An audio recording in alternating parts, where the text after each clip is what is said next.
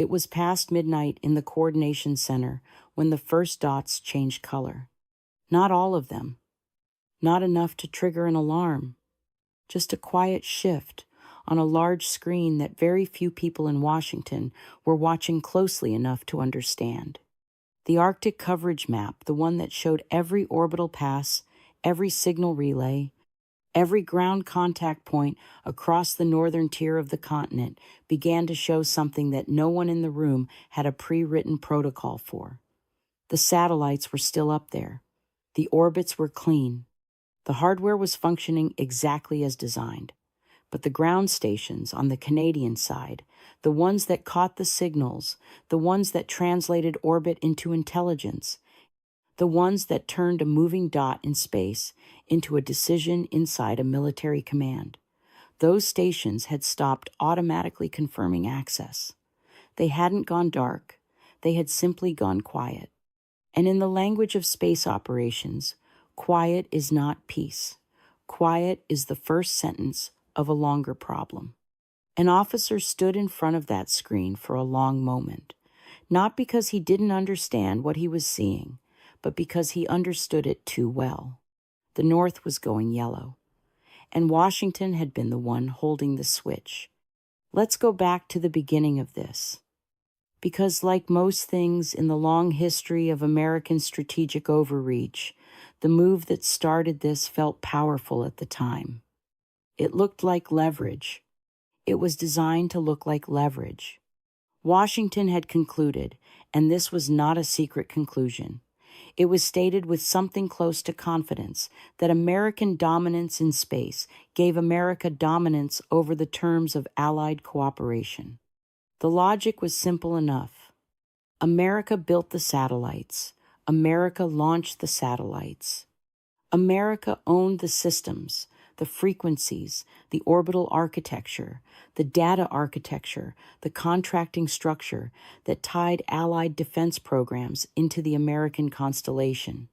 Canada was a partner, yes, but a junior partner, a partner that received technology, received protection, received access that America granted, and therefore access that America could revoke. So Washington moved. Contracts were restructured. Budget language was hardened. Program access for Canadian defense institutions was made conditional, then increasingly restricted, then used openly as a pressure instrument. The message was unmistakable. Cooperate on Arctic sovereignty questions, on strategic data sharing arrangements, on terms that Washington was setting unilaterally, or watch the access narrow. Washington believed Canada would have no realistic alternative. It believed the satellite relationship was too asymmetric to resist. It believed that the quiet, northern partner would calculate its vulnerability and bend. That calculation was wrong, not because Canada was strong, but because Washington had misread where the strength actually lived. The mistake was not the pressure move itself. The mistake was the assumption underneath it. Washington had spent decades believing that because it owned the orbital layer, it owned the operational outcome. It had confused the satellite with the system. It had looked up at the hardware in the sky and decided that whoever launched the metal controlled the power. And in doing so, it had made the oldest mistake in the history of infrastructure. It had forgotten that the value of a network lives in its nodes, not its lines. It had forgotten that the signal is nothing without the receiver. It had forgotten that orbit is only useful if the ground beneath it is open. Washington had mistaken access for ownership. It had mistaken its partner's silence for structural weakness. It had looked at Canada and seen a dependent. What Canada was in the architecture of the system that America had built was load-bearing. Here is what America's space architecture in the North actually required. And this is not a theoretical description. This is an operational one. American satellites, surveillance satellites, weather satellites, early warning satellites, communication relay satellites, navigation satellites operating across Arctic corridors do not function as isolated objects. They function as systems, and a space system is only as capable as its ground layer. You need ground stations to upload commands. You need ground stations to download data. You need ground stations positioned at high latitude to catch orbital passes that lower latitude stations cannot reach. You need atmospheric and weather data fed from the surface to make sense of what the sensors are collecting from above. You need communication relays positioned across the polar arc to maintain contact with assets operating near and above the Arctic Circle. Canada held most of that ground. Not all of it, but enough of it. Enough of it that when Ottawa began a formal review of its strategic data sharing priorities, when Canadian officials announced, calmly and without theater, that they were reassessing the terms under which Canadian infrastructure supported American space operations, the effect was not abstract. It was geographic. It was physical. It was operational. Portions of the American orbital picture in the north began to develop gaps, not catastrophic gaps, operational gaps. Gaps of the kind that, in peacetime, produce inconvenience and elevated risk. Gaps of the kind that, in a crisis, produce something worse. The satellite was still there, but the ground beneath it had changed the terms of its cooperation. Let's be specific about where the pain reached first, because this is always where Washington's leverage assumptions come apart, not in diplomatic communiques, not in press conferences, not in think tank white papers, but in the operational layer, in the actual places where the gap between what Washington assumed and what the system required becomes visible. Defense contractors who held multi-year programs tied to Arctic surveillance and communications data began receiving signals that data delivery timelines could not be guaranteed at previous levels, not canceled, not terminated, just complicated, just conditional in new ways.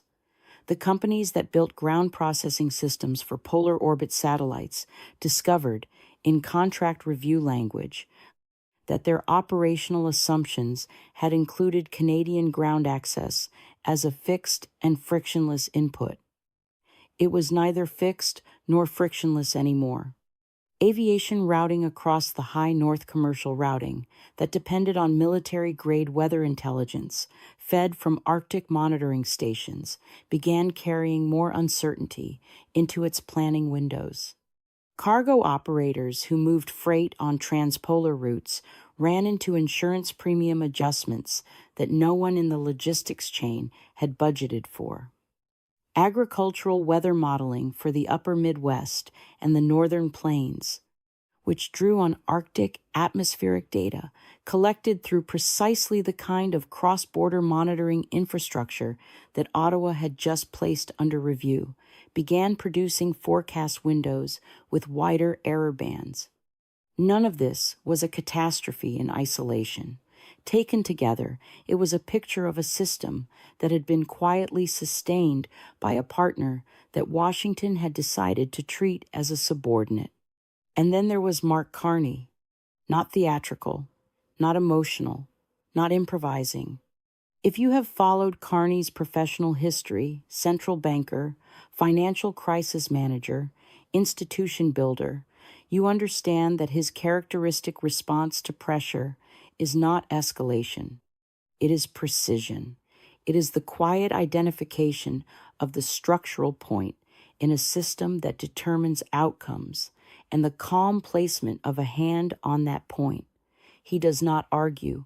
He does not threaten. He does not perform outrage. He moves the system. What Carney did was not a dramatic rupture of the space relationship between Canada and the United States. He did not issue a declaration. He did not convene a summit. He initiated a reclassification process. Canadian strategic data, the atmospheric data, the Arctic surveillance feeds, the ground station coordination protocols. The Polar Communication Relay Agreements was placed under a new sharing framework. That framework extended priority access to a block of partners, European allies, British defense institutions, Nordic Arctic states, Pacific partners with demonstrated alignment on polar sovereignty and security. It built, quietly and methodically, an architecture for space cooperation that was not centered on Washington's unilateral approval. And then it made Washington an applicant, not an adversary, an applicant, a party that could request access under terms that recognized Canadian sovereignty over Canadian territory and Canadian infrastructure, terms that acknowledged Arctic security as a domain where Ottawa had its own legitimate strategic interests, terms that required a certain baseline of institutional respect before the ground stations returned to full automatic cooperation. He did not raise his voice. He did not need to. He had simply named the dependency, and then he moved it. They threatened the satellite. Canada controlled the ground beneath it. That is not a slogan. That is a system description. And the reason it matters is that it reveals the exact nature of what Washington had confused. The satellite was real American power. The orbital architecture was a genuine strategic achievement. But the operational value of that power, the actual daily use of it, the military decisions it fed, the weather intelligence it produced, the communication pathways it maintained, the early warning it enabled across the Arctic required a ground layer that America had not built alone, could not replace quickly, and had treated as a permanent given rather than a conditional relationship. Washington had built the satellite. Canada had built what made the satellite useful. And when Washington decided to use the satellite relationship as a weapon, it discovered that the ground layer was not a passive receiver of American power. It was a structural component of American power. And structural components, when they shift, do not shift quietly. Warren Buffett has a rule. It is not a complicated rule. It is the kind of rule that sounds obvious until you watch powerful institutions ignore it. The rule is this: before you threaten a partner, calculate the replacement cost.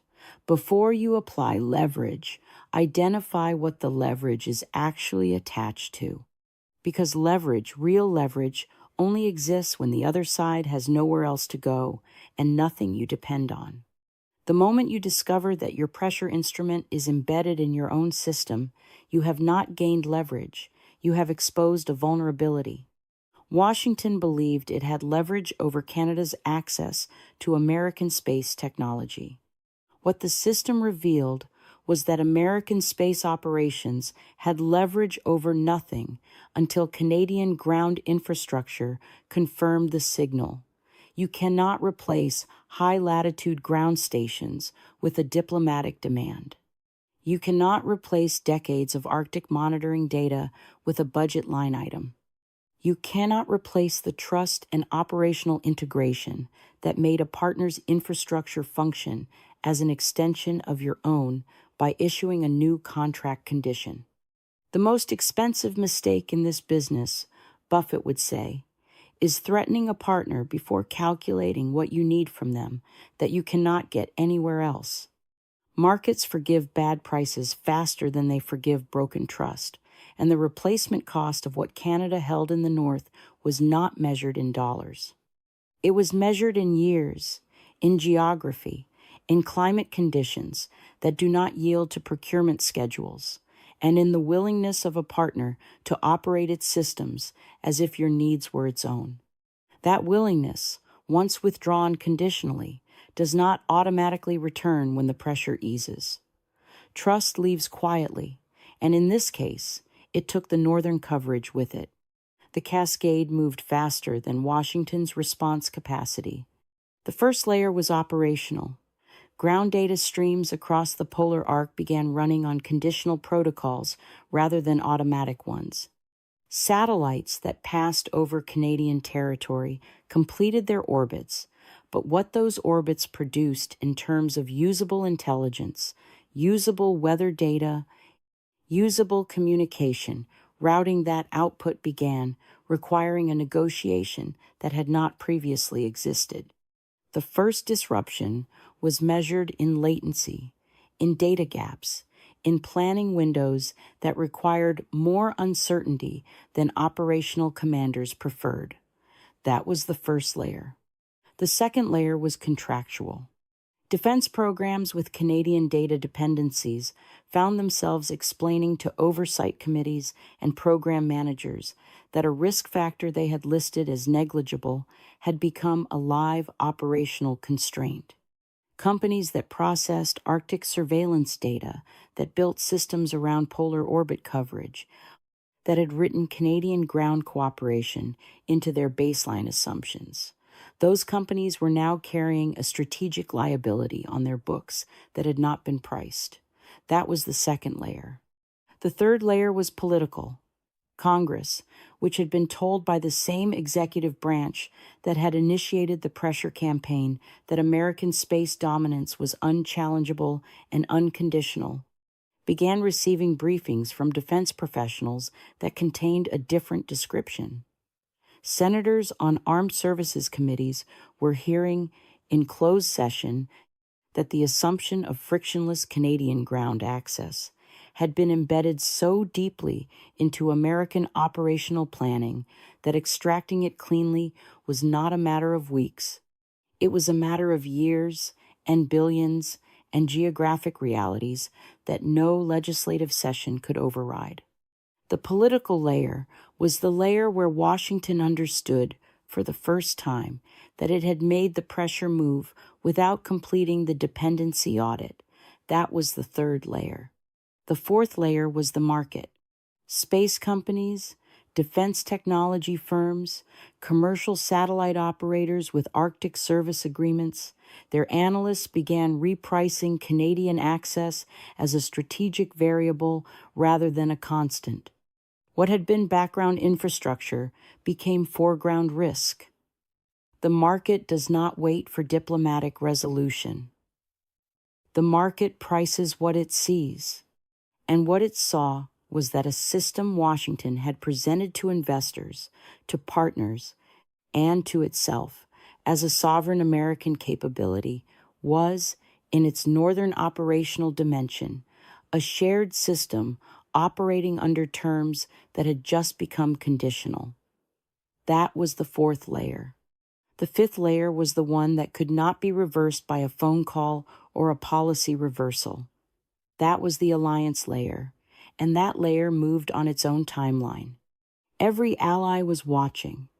Every partner that had integrated its defense infrastructure with American systems, every country that had accepted American technology in exchange for data access and operational cooperation, every institution that had trusted that Washington's partnerships were durable rather than transactional, they were all watching what happened to Canada in the high north. What they saw was not Canada losing. They saw Canada staying calm while Washington discovered that its pressure instrument had a wire running back into its own system.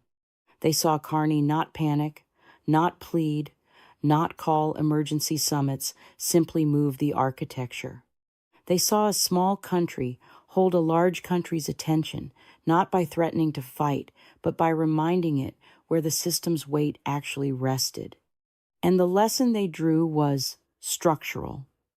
If Washington would use a satellite contract as a political weapon against its closest ally, against the country that shared its longest border and its deepest defense integration, then no access arrangement with Washington could be treated as unconditional.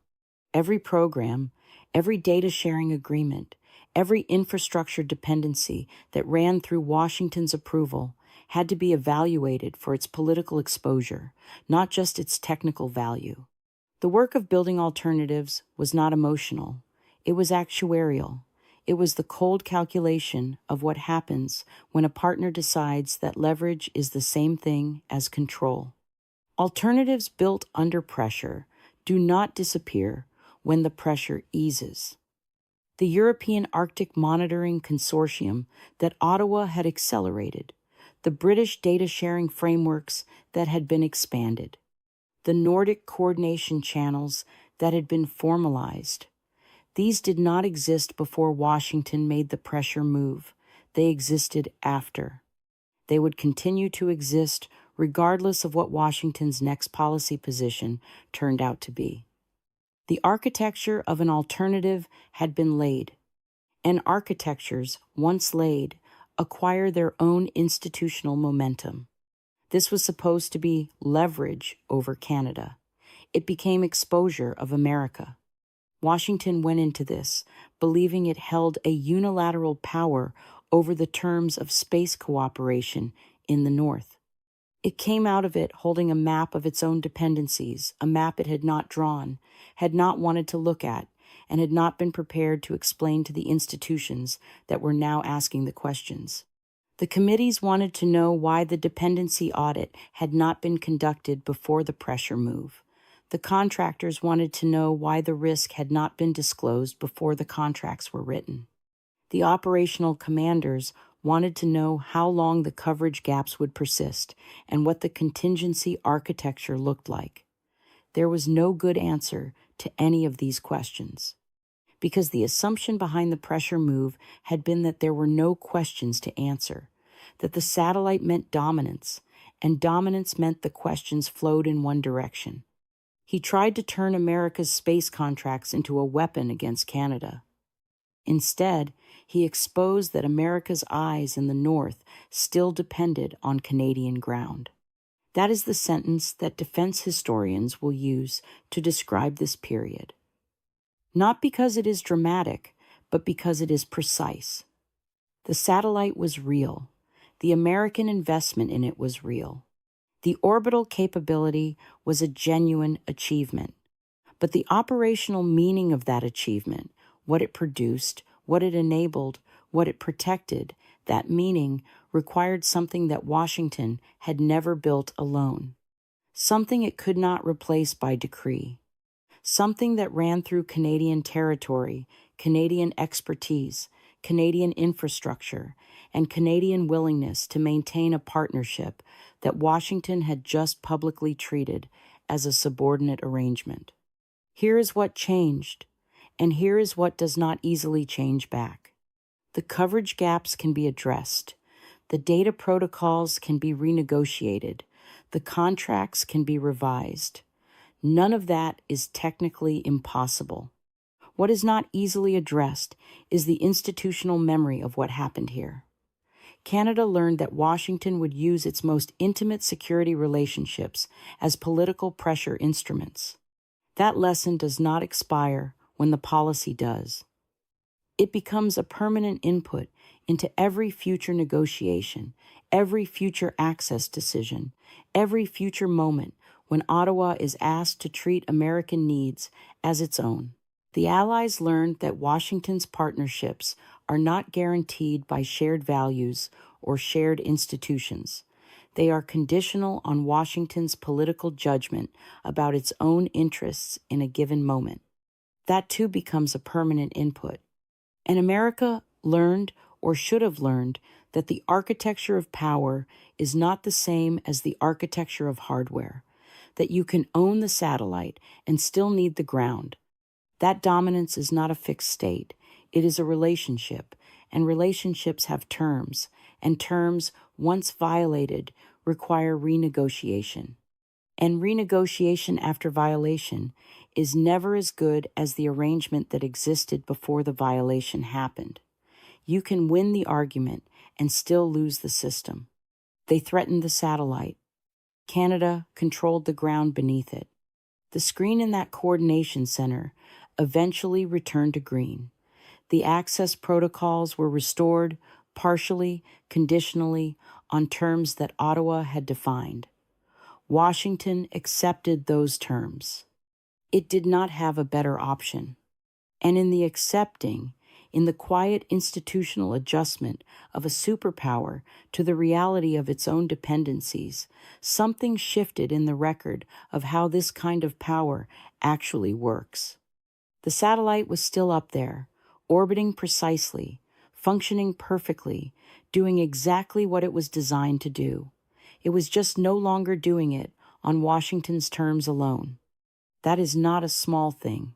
That is not a temporary disruption. That is the permanent addition of a question that did not previously need to be asked in every room where American space capability is discussed. Who controls the ground beneath it? That question, once asked, does not go away. If this kind of systemic analysis matters to you, if you believe that understanding the hidden architecture of power is worth more than the headlines that cover it, subscribe. Share this with someone who needs to hear it. And leave a comment below with what you think Washington still hasn't understood about the difference between hardware and leverage. The screen is still on. The orbit is still running. But the terms have changed.